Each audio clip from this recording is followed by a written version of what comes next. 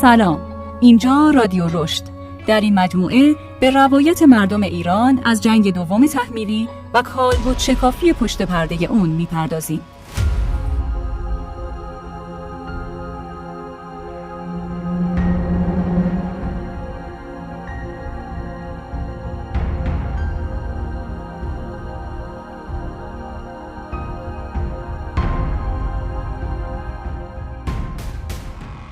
حتما شما هم این روزا خبر دارید که رژیم صهیونیستی اجازه فیلمبرداری یا عکاسی از مناطق تخریب شده در اسرائیل رو به هیچ رسانه‌ای نمیده.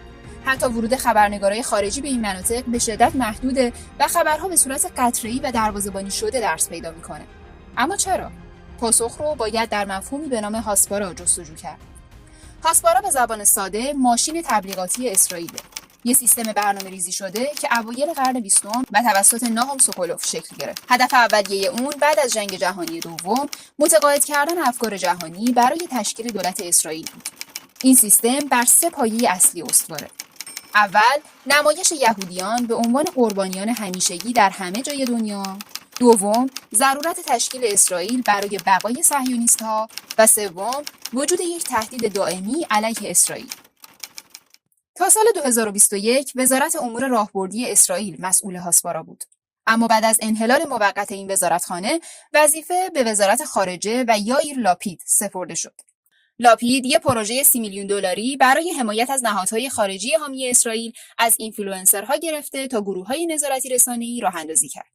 با بازگشت نتانیاهو، وزارت امور راهبردی دوباره فعال شد و حالا در کنار وزارت خارجه اهداف هاسپارا رو پیش میبره.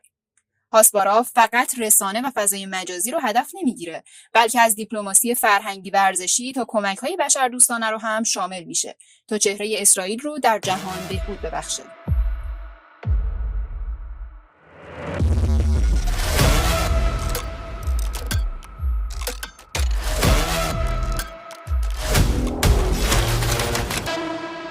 مخاطب این دستگاه هم افکار عمومی جهانیه و هم افکار داخلی اسرائیل. چطوری؟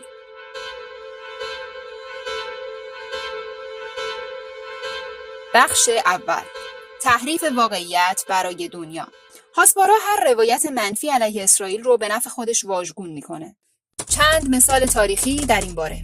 سال 1956 نماینده اسرائیل در سازمان ملل ادعا کرد ما برای دفاع از اسرائیلی‌ها در برابر حمله فلسطینی‌ها به صحرای سینا رفتیم، در حالی که هیچ فلسطینی در صحرای سینا وجود نداشت. سال 1967 وقتی مصر تنگه تیران رو بست، رسانه‌های اسرائیل بلوا به پا کردن که اعراب میخوان با گرسنگی دادن ما رو نابود کنن و این بهانه‌ای شد برای حمله به چند کشور عربی. امروز می‌بینیم که خود اسرائیل با بستن مرزهای مختلف از جمله رفح، غزه رو زندانی کرده و مردمش رو در گرسنگی برنامه‌ریزی شده نگه داشته. یعنی دقیقاً همون کاری که روزی به دروغ مدعی قربانی بودنش بود، امروز بر مردم غزه اعمال می‌کنه.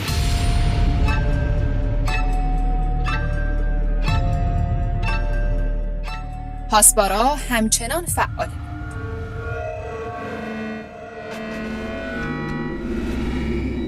گالید دیستل آتباریان، وزیر سابق اطلاعات اسرائیل، فقط 4 روز بعد از 7 اکتبر 2023 در مصاحبه‌ای فاش کرد که ده‌ها صفحه ساختیم که کسی نفهمه مال ماست.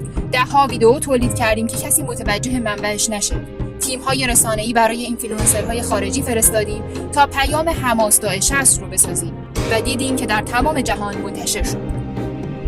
تیم عملیات روانی اسرائیل این موارد رو با نمایش صحنه‌های آزار و اذیت در کنار تدوین موازی فیلم‌هایی از ورود حماس به سرزمین‌های اشغالی و فیلم‌هایی از اعدام‌های وحشیانه داعش انجام دادند.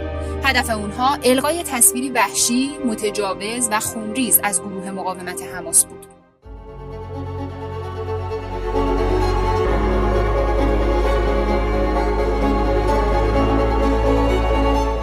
بخش دوم، شستشوی مغزی داخلی.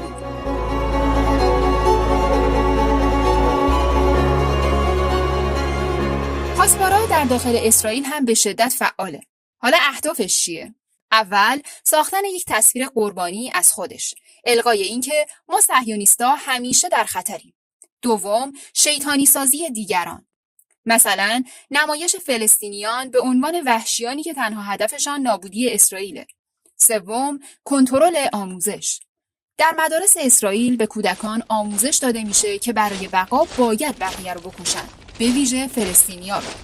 4، نظامی سازی جامعه. هر جوان که از کودکی هم آموزش دیده باید به سربازی هم بره. مردان 32 ماه، زنان 24 ماه. پس جامعه اسرائیل اساساً فاقد شهروند غیر نظامیه. همه یا سربازن یا سرباز ذخیره.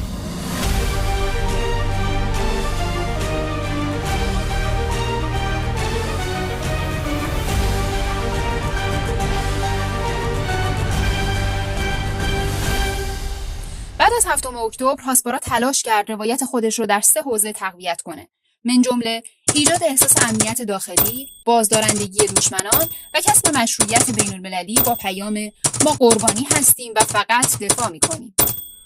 روایت‌های کلیدی اونها شامل توجیه هر اقدام نظامی علیه کشورها به نام دفاع، ادعای استفاده حماس از بیمارستان‌ها و مدارس به عنوان پایگاه نظامی، ارتباط دادن آندروآ به حماس برای قطع کمک‌ها و نسبت دادن تلفات غیر نظامی به سپر انسانی حماس بود.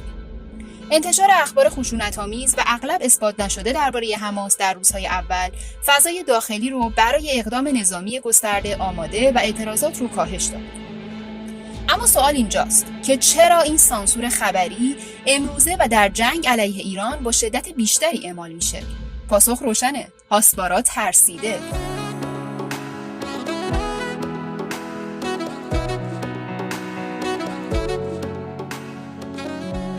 قبلا تصاویر جنایات در غزه نقاب از چهره این دستگاه تبلیغاتی برداشته. جهان دیده که کودکان فلسطینی زیر آوار جون دادن و 37 بیمارستان ویران شد. و از طرفی چون خسارت جنگ با ایران براشون خیلی زیاد و سنگین بود و هیمنه‌ای که از خودشون توی دنیا ساختن رو شکست، نمیخوان بهش پرداخته بشه. اما دروغاشون دیگه خریداری نداره. انکار واقعیت همیشه از پارامترهای اصلی رژیم صهیونیستی بوده. هاسپارا فقط یه پروپاگاندا نیست، یه سلاح سیستماتیک برای پاک کردن چهره جنایت با دستکاری واقعیت. اما امروزه با افزایش آگاهی جهانی و گستردگی شبکه‌های اجتماعی که ارتباط بین ملت‌ها رو بیشتر کرده، مردم جهان حقیقت رو دریافت می‌کنند.